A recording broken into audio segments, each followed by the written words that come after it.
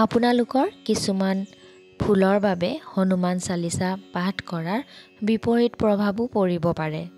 হনুমান চালিচা পাঠ কৰোঁতে ভুলতো এনেবোৰ কাম কেতিয়াও নকৰিব। নমস্কাৰ বন্ধু বান্ধৱীসকল, আপোনালোকে সকলোৱে জানেই যে মঙলবাৰৰ দিনটোক বালাজী হনুমানৰ বাৰ বুলি কোৱা হয়। মঙলবাৰ আৰু শনিবাৰ যিদিনাই হওক এই দুদিন হনুমানক সমৰ্পিত কৰা হয়। ভগৱান হনুমানক বল বুদ্ধিৰ দেৱতা বুলি কোৱা হয়।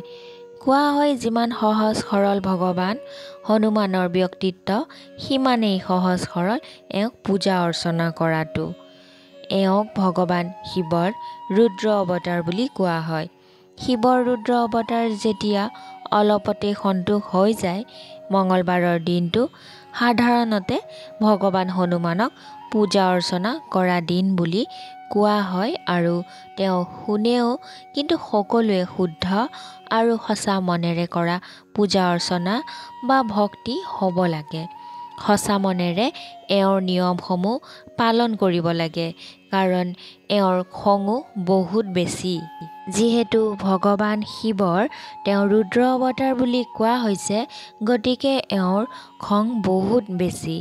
এওঁৰ আশীৰ্বাদ মানুহে বহুত সোনকালেই পায়, কাৰণ আজিও এওঁক কলিযুগৰ প্ৰত্যক্ষ দেৱতা বুলি ধৰা হয়।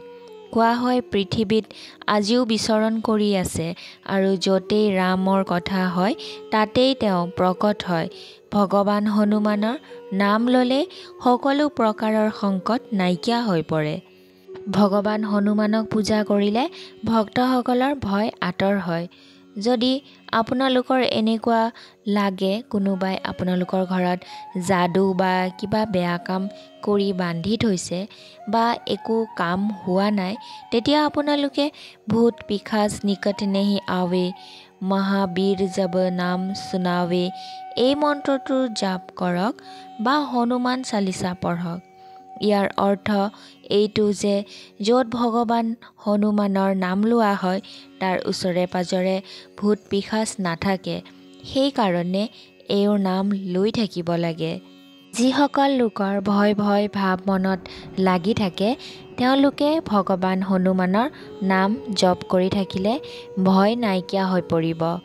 ফেক্টৰী বা ব্যৱসায় য'তেই হওক ভগৱান হনুমানৰ পতাকা থ'ব লাগে। ৰঙা ৰঙৰ পতাকা।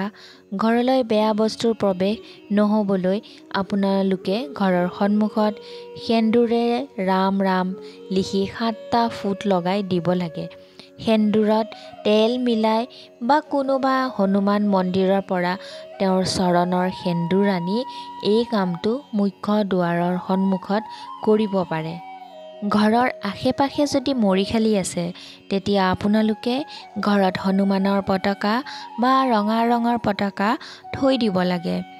খং হনুমতে নমঃ, ওম খং হনুমতে নমঃ এই মন্ত্ৰটোৰ যদি জপ কৰি থাকে, তেতিয়া আপোনালোক ভয় মুক্ত হৈ পৰিব। বহুত মানুহে এনেকুৱা কাম কৰে যাৰ ফলত তেওঁলোকক কিছুমান মানুহে খং কৰে আৰু তেওঁলোকৰ শত্ৰু হৈ পৰে। স্পষ্টকৈ কথা কোৱা ভাল, কিন্তু শাস্ত্ৰতো কোৱা আছে যে মানুহে এনেকুৱা একো কথা ক'ব নালাগে যাৰ ফলত আনৰ মনত আঘাত লাগে। ইয়াৰ ফলত আপোনালোকৰ গুপ্ত শত্ৰু উৎপন্ন হৈ পৰে। মুখৰ আগত নকলেও কিন্তু মনৰ পৰা আপোনাক ঘৃণা কৰিবলৈ ধৰিব। বহুবাৰ কি হয়, আপুনি বহুত কম সময়ৰ ভিতৰতে সফলতা অৰ্জন কৰি লয়। ইয়াৰ ফলত বহুত মানুহে আপোনাক হিংসা কৰিবলৈ ধৰে। বহুত মানুহেতো ষড়যন্ত্ৰও কৰে আপোনাৰ বিৰুদ্ধে। ভগৱান হনুমানৰ যি গ্ৰন্থ, সেইখন ইমান মূল্যৱান আৰু শক্তিশালী যে যেনে হনুমান চালিচা যিয়েই আমাৰ দুখৰ নিবাৰণ কৰে, ইয়াৰ একো সন্দেহে নাই। যেতিয়া আপোনালোকে দুখত থাকে তেতিয়া হনুমান চালিচাৰ এই উপায়টো কৰক, যিটো আজি আপোনালোকক ক'বলৈ ওলাইছোঁ। সেইটো কৰাৰ ফলত আপোনালোকৰ দুখ নাইকিয়া হৈ পৰিব আৰু সুখেৰে ভৰি পৰিব। তুলসী দাসৰ দ্বাৰা ৰচিত এই হনুমান চালিচা ইমান শক্তি থাকে যে ই আমাৰ দুখ নাইকিয়া কৰি দিব পাৰে। কিন্তু ইয়াৰ ৰহস্য কি আপোনালোকে জানে চাগে। যেতিয়া সৰুতে ভগৱান হনুমানৰ ভোক লাগিছিল তেতিয়া ভগৱান হনুমানে সূৰ্যক খাই থৈছিল, কাৰণ সেই সময়ত গ্ৰহণ লাগি আছিল। ৰাহুৱে সূৰ্যৰ এই অৱস্থা দেখি নিজেই গৈ ইন্দ্ৰ দেৱতাক কয়, আপুনি কাক ব্ৰহ্মাণ্ডত এৰি দিছে যিয়ে সূৰ্যক খাই দিলে? তেতিয়া ইন্দ্ৰ দেৱতা নিজৰ হাতীত উঠি আহি দেখিলে যে সৰু হনুমানে সূৰ্যক মুখত লৈ খেলি আছে। গোটেই জগততেই সূৰ্য নহলত হুলস্থুল লাগি গ'ল। হনুমানে ইন্দ্ৰ দেৱতাকো বগা ফল বুলি ভাবি খাবলৈ গ'ল। তেতিয়া ইন্দ্ৰয়েও নিজৰ বজ্ৰৰে হনুমানক প্ৰহাৰ কৰিলে, যাৰ ফলত হনুমানৰ মুখৰ পৰা সূৰ্য মুক্ত হৈ গ'ল আৰু হনুমান অচেতন হৈ পৰিল। তেতিয়া বায়ুদেৱে নিজৰ বায়ুৰ গতি ৰখাই দিলে আৰু তাৰ ফলত সমস্ত সংসাৰত বায়ু চলাচল বন্ধ হৈ গ'ল আৰু সকলো মৃত্যুমুখত পৰিবলৈ ল'লে। ইন্দ্ৰয়ে সকলো দেৱতাৰ লগত ভগৱান ব্ৰহ্মাৰ ওচৰলৈ গ'ল আৰু তাৰ পাছত বায়ুদেৱৰ ওচৰলৈ আহিল। তাৰ পাছত তেওঁ কাকুতি মিনতি কৰিলে যে বায়ু সঞ্চালন কৰক। আমি হনুমানক সকলোৱে আশীৰ্বাদ প্ৰদান কৰিম যে তেওঁ যাতে বুদ্ধিমান, বলৱান আৰু চিৰঞ্জীৱী হওক। যেতিয়া হনুমানে চেতনা ঘূৰাই পালে তেতিয়া বায়ুদেৱে বায়ুগতি প্ৰদান কৰিলে আৰু সংসাৰখনক ৰক্ষা কৰিলে। হনুমান চিৰঞ্জীৱী হোৱাৰ কাৰণেই বায়ুৰ সঞ্চালন ভালকৈ হয়। তাৰ ফলত সংসাৰ আৰু মানৱ ৰক্ষা পৰে। হনুমান চালিচাত তেওঁৰ বিষয়ে কোৱা আছে, যিসকল ব্যক্তিয়ে নিয়মীয়াকৈ হনুমান চালিচা পাঠ কৰে তেওঁলোকৰ সকলো বিপদ নাইকিয়া হৈ পৰে। বেয়া শক্তিয়েও তেওঁলোকক অশান্তি নকৰে। আপোনালোকে সঁচা আৰু ভাৱনাপূৰ্বকভাৱে ভগৱান হনুমানৰ যদি বন্দনা কৰে বা হনুমান চালিচা পাঠ কৰে তেতিয়া অকল হনুমানৰেই নহয়, ভগৱান ৰামৰো আশীৰ্বাদ আমি বা আপোনালোকে প্ৰাপ্ত কৰে। আমি ভগৱান হনুমানক প্ৰসন্ন কৰিবলৈ হনুমান চালিচা পাঠ কৰোঁ বা মন্দিৰলৈ যাওঁ, নাৰিকল অৰ্পণ কৰোঁ, ব্ৰত কৰোঁ আৰু তাৰ পাছত নিজৰ জীৱনত ব্যস্ত হৈ পৰোঁ। কিন্তু বহুত মানুহে কয়, আমিতো বহুত দিনৰ পৰাই হনুমান চালিচা পাঠ কৰি আছোঁ, কিন্তু এনেকুৱা একো ফল আমি পোৱা নাই। কিয় নাপাওঁ? আজি এইটো ভালকৈ জানি লওঁ আহক। কাৰণ হনুমান চালিচা পাঠ কৰা সকলৰ বাবে কিছুমান কাম বৰ্জিত। কিছুমান মানুহে হনুমান চালিচা পাঠ কৰি কিছুমান ভুল কৰে, যাৰ ফলত ফল নাপায় আৰু তাৰ বিপৰীতে বেয়াহে হয়। এতিয়া আপোনালোকে হনুমান চালিচাৰ এই কথাখিনি মন দি শুনক। বুদ্ধিহীন তেনু জানিকে সমীৰো পৱন কুমাৰ, বলবুদ্ধি বিদ্যা দেহো মোহি হৰহুৰ কলেশ বিকাৰ। ইয়াৰ অৰ্থ হ'ল মানুহ বুদ্ধিহীন আৰু জ্ঞান প্ৰাপ্তিৰ কাৰণে ভগৱান হনুমানৰ ওচৰলৈ গৈছে। আমাক বুদ্ধি সঠিক মাৰ্গ দিবলৈ এনেদৰে আমি ভগৱান হনুমানক বিনতি কৰোঁ। হনুমান চালিচা এনেকুৱা এটা মাধ্যম যিয়ে সকলোকে বল, বুদ্ধি, বিদ্যা প্ৰদান কৰে। কিন্তু এইটো তেতিয়াহে সম্ভৱ যেতিয়া আমি একো ভুল নকৰোঁ। ভুল অকল উচ্চাৰণৰ নহয়, ইয়াৰ উপৰিও আমি বহুত ভুল কৰোঁ, যিবোৰ আমি নজনাকৈ কৰিয়েই থাকোঁ, যাৰ ফলত আমি সম্পূৰ্ণ ফল নাপাওঁ। তুলসী দাসে স্পষ্ট ৰূপে লিখিছে, যিয়ে এইখন পাঠ কৰে সি দুখ কষ্টৰ পৰা মুক্ত হৈ পৰে। যেনে ধন প্ৰাপ্তি, কাজিয়া, ঘৰত অশান্তি, ব্যৱসায়, চাকৰি সমস্যা আদি সকলোৰে সমাধান হ'ল হনুমান চালিচা। সদায় পাঠ কৰক, কিন্তু ভুল নকৰিব। গা নোধোৱাকৈ হনুমান চালিচা পাঠ কৰিব নালাগে। হনুমান চালিচা পাঠ কৰাৰ আগত ৰাম, সীতা, শিৱ আদিৰ নাম 11 বাৰ উচ্চাৰণ কৰিহে পাঠ কৰিব লাগে। হনুমান চালিচা পাঠ কৰোঁতে মনটো বিচলিত হৈ থাকিব নালাগে। হনুমানৰ বিভিন্ন চৰিত্ৰৰ কথা মনত ভাবি থাকিব লাগে।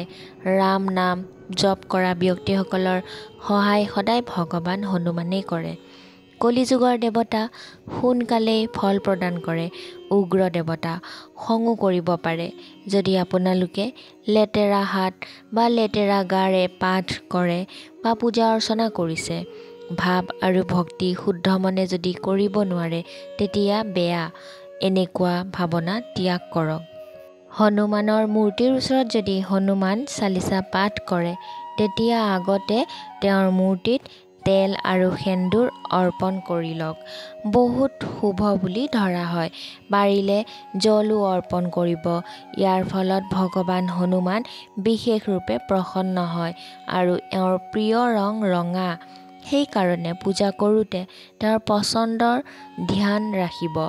লগতে ৰঙা কাপোৰ, ৰঙা ফুল আদি ভগৱান হনুমানক অৰ্পণ কৰিব।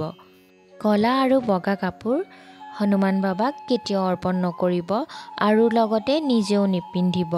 ইয়াৰ পৰা নকাৰাত্মক প্ৰভাৱ পৰে। ৰঙা, কমলা, গেৰুৱা আদিহে পিন্ধিব লাগে।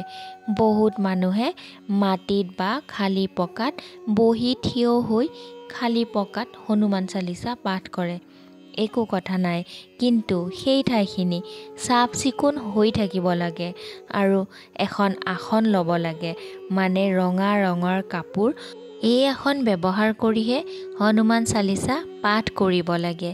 কিছুমান মানুহে গা ধুই ওলাই ওম ওম কৰি ভগৱানৰ ওচৰলৈ গুচি যায় খালী গায়ে।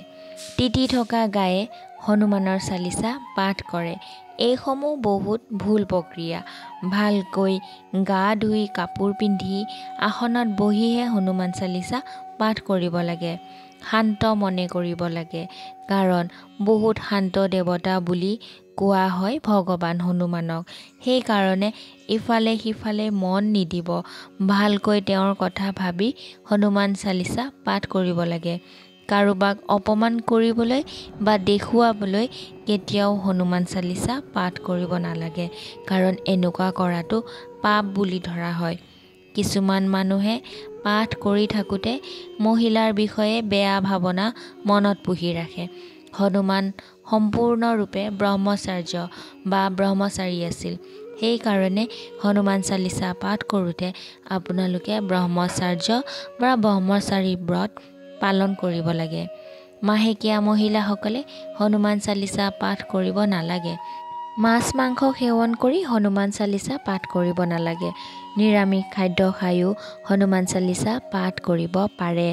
মুখ কুলকুলাই লৈ যেতিয়া আপোনালোকে হনুমান চালিচা পাঠ কৰে, তেতিয়া ভগৱানে আপোনাৰ কাৰ্য আৰু সমস্যাৰ ওপৰত চকু দিয়ে।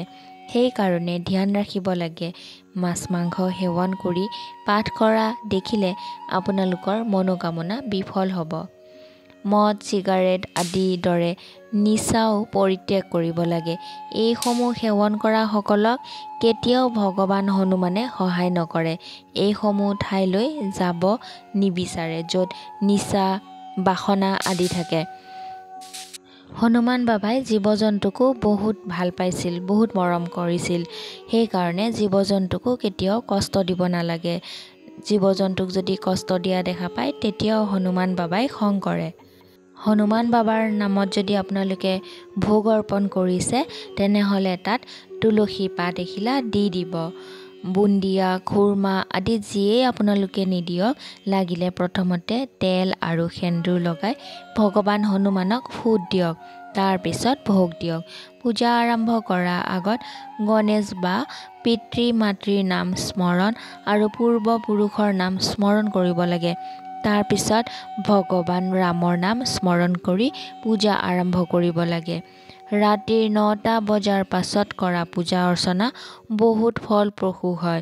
সেইকাৰণে পাৰিলে ৰাতিৰ 9টা বজাৰ পাছত পাঠ কৰিব লাগে। হনুমান চালিচাখন কেতিয়াও মাটিত বা আসন নহ'লে ভৰিৰ ওচৰত থ'ব নালাগে। এবাৰ পাঠ কৰিবলৈ আৰম্ভ কৰিলে ইয়াক সম্পূৰ্ণ নকৰাকৈ মাজতে কেতিয়াও উঠিব নালাগে। মাজতে ৰৈ ৰৈ কথা পতা বা কিবা কৰা আদি যিমান জৰুৰী হ'লেও কৰিব নালাগে। কিছুমান মানুহে মাজতে চাহ পানী খাই এনেকুৱা কৰিব নালাগে।